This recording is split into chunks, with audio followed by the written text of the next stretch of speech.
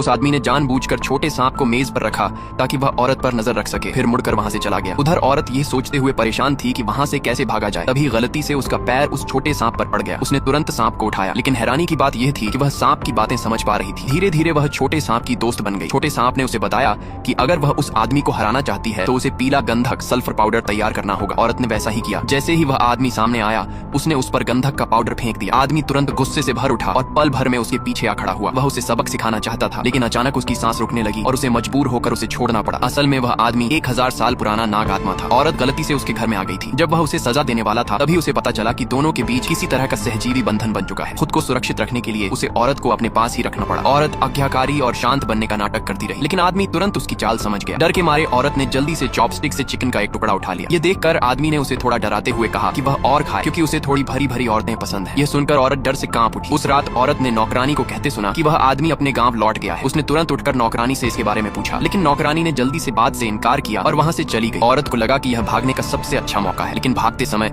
वह कुछ बदमाशों के हाथ लग गई, जो उसे जबरदस्ती अपने साथ ले गए। अजनबी माहौल से डरी हुई औरत ने गलती से एक आदमी को काट लिया। घायल आदमी गुस्से से आग बबूला हो गया और उसे मारने ही वाला था कि तभी वह आदमी वहाँ आ पहुंचा और उसे बचा लिया। फिर भी औरत भागने की कोशिश करती रही। उसकी इस हरकत से आदमी बेहद नाराज हो गया और उसे वापस घर ले आया। घर पहुंचते ही उसने सजा के तौर पर उसे जोर से काट लिया। घाव से तुरंत काला धुआं उठने लगा। फिर उसने चेतावनी दी कि वह दोबारा कभी भागने की कोशिश न करे। यह कहकर वह जाने लगा। बाहर से वह चाहे जितना कठोर दिख रहा था, लेकिन अंदर ही अंदर उसे इस बात का दुख था कि औरत हमेशा उससे दूर जाना चाहती है। आखिरकार छोटे सांप ने उसे समझाया, तब वह जल्दी से औरत के कमरे में पहुंचा। उसने पूछा कि क्या उसे अपनी गलती का एहसास है। औरत तुरंत उससे लिपट गई और बोली कि उसे ठंड लग रही है और बहुत डर लग रहा है। उसकी बातें सुनकर आखिरकार उस